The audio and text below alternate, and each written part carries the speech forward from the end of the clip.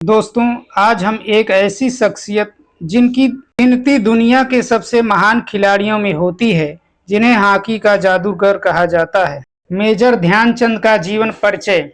जन्म। मेजर ध्यानचंद का जन्म 29 अगस्त सन 1905 में इलाहाबाद, जो वर्तमान में प्रयागराज के नाम से जाना जाता है, में हुआ था। माता पिता। इनके पिता का नाम सोमेश्वर दत्त सिंह था और माता का नाम शारदा सिंह। इनके पिता ब्रिटिश भारतीय सेना में सूबेदार थे। हालांकि इन्हें बचपन में हॉकी के प्रति विशेष कोई रुचि नहीं थी, लेकिन अभ्यास, लगन और संघर्ष ने खेल और खेल भावना के प्रति रुचि जगाई। सेना में भर्ती और हॉकी के प्रति रुचि। ध्यानचंद सन 1922 में दिल्ली में ब्रिटिश भारतीय सेना में एक साधारण सिपाही के रूप में भर्ती हुए और उन्होंने बहुत जल्दी ही खेल और अपनी कौशल से सभी का ध्यान अपनी ओर आकर्षित किया। सन 1927 में उन्हें सेना में लांस नायक बना दिया गया। हॉकी के खेल में अद्वितीय प्रदर्शन करने के कारण उनकी सेना में पदोन्नति होती गई, जैसे सूबेदार, लेफ्टिनेंट, कैप्टन, और इनके अद्वितीय योगदान को देखते हुए सेना में इन्हें मेजर बना दिया गया। ओलंपिक खेलों और मेजर ध्यानचंद का भारतीय हॉकी टीम में योगदान। मेजर ध्यानचंद भारतीय हॉकी टीम के महान खिलाड़ी तथा एक सक्रिय सदस्य थे। भारतीय हॉकी टीम ने लगातार 3 ओलंपिक खेलों में स्वर्ण पदक जीते। सन 1928 एम्स्टर्डम ओलंपिक खेल। सन 1928 में एम्स्टर्डम ओलंपिक खेल में भारत ने पहली बार भाग लिया। भारतीय टीम ने अदम्य साहस का परिचय देते हुए भारत ने फाइनल में नीदरलैंड को हराया और फाइनल में अपना चिरपरिचित अंदाज पेश करते हुए मेजर ध्यानचंद ने 2 गोल करके भारतीय टीम की जीत में अहम भूमिका निभाई। 1932 Los Angeles Olympic USA. Loss angel Olympic खेलों में इसी खेल के दौरान ध्यानचंद को पदोन्नति दी गई। ध्यानचंद को लांस नायक के बाद नायक बनाए गए। इस ओलंपिक खेल में भारत ने असाधारण परिचय देते हुए फाइनल में अमेरिका को 24-1 से हराया और चारों तरफ भारतीय टीम की चर्चा हो रही थी। तब एक अमेरिका समाचार पत्र ने लिखा था कि भारतीय हॉकी टीम पूर्व से एक आया हुआ तूफान था, जिसने अपनी वेग से अमेरिकी टीम के 11 खिलाड़ियों को कुचल दिया। 1936 बर्लिन ओलंपिक। 1936 में बर्लिन ओलंपिक खेलों में ध्यानचंद को भारतीय हॉकी टीम का कप्तान बनाया गया। भारत का हंगरी के साथ पहला मुकाबला था, जिसमें भारत ने हंगरी को 4 गोलों से हरा दिया और जीत का सिलसिला जारी रखते हुए जापान को 9-0 से हराया और फिर फ्रांस को 10 गोलों से हराया। अब भारत का मुकाबला जर्मनी टीम से थी।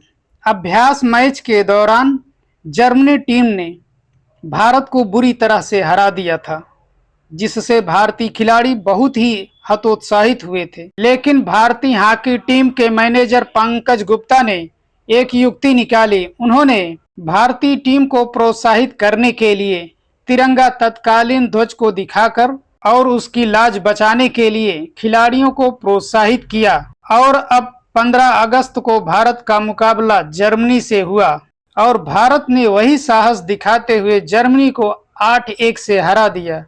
इस तरह भारतीय खिलाड़ियों ने देश के तिरंगे और देश की लाज को बचा लिया और 15 अगस्त को भारत को एक नया तोहफा दिया।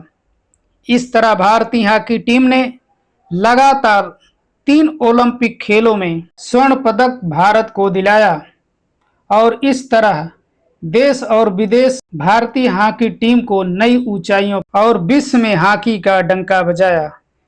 विदेश में प्रसिद्धि। मेजर ध्यानचंद हॉकी के प्रति समर्पण और उनका अविश्वसनीय रूप से गेंद पर इतना नियंत्रण था कि उनकी गोल करने की क्षमता से दर्शकों और विपक्षी टीम को भी चकित कर देते थे। अपने शानदार बॉल कंट्रोल के लिए अर्थात इनका बाल पर इतना कंट्रोल था कि इन्हें विजार्ड के नाम से भी मशहूर हुए। मेजर ध्यानचंद का असली नाम, इनका असली नाम ध्यान सिंह था। चंद उनको उपनाम मिला, निकनेम मिला, क्योंकि वे रात में चांदनी की रोशनी में हॉकी का अभ्यास किया करते थे, जिसके कारण उनके दोस्त उन्हें चंद कहकर बुलाते थे। धीरे धीरे वे हॉकी में नए नए कीर्तिमान स्थापित कर रहे थे, जिसके कारण यूरोप, एशिया और ऑस्ट्रेलिया में उन्हें हॉकी का जादूगर कहा जाने लगा और कुछ लोग इन्हें द मैजिशियन भी कहा करते थे। दुनिया भर में इन्होंने अपने हॉकी से भारत को एक नई पहचान दिलाई। जब एक बार बाल उनके पाले में आ जाती थी तो विरोधी टीम के खिलाड़ियों को इनसे छीनने में उनके पसीने छूट जाते थे। गेंद उनकी स्टिक में ऐसे जुड़ जाती थी मानो कि वह गेंद ना हो बल्कि वह चुंबक हो गई है।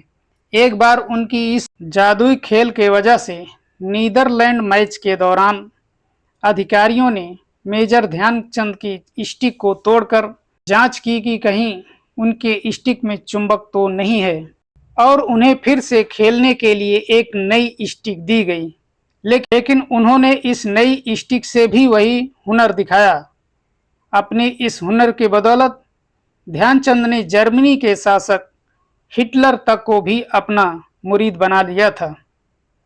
हिटलर ने जर्मनी की नागरिकता देने और सेना में कर्नल पद तक देने की इन्हें पेशकश की, लेकिन मेजर ध्यानचंद ने इसे स्वीकार नहीं किया क्योंकि उन्हें अपने देश और अपनी देशभक्ति पर उन्हें गर्व। मेजर ध्यानचंद की आत्मकथा। मेजर ध्यानचंद की आत्मकथा का नाम गोल था। सम्मान तथा पुरस्कार। मेजर ध्यानचंद को उनके खेल में अद्वितीय योगदान के लिए सन 1956 में भारत का प्रतिष्ठित नागरिक पुरस्कार पद्म विभूषण से उन्हें सम्मानित किया गया। राष्ट्रीय खेल दिवस 29 अगस्त को उनके जन्मदिन पर पूरे देश में राष्ट्रीय खेल दिवस के रूप में मनाया जाता है। भारत का सबसे बड़ा खेल पुरस्कार इन्हीं के नाम पर रखा गया है, मेजर ध्यानचंद खेल रत्न पुरस्कार।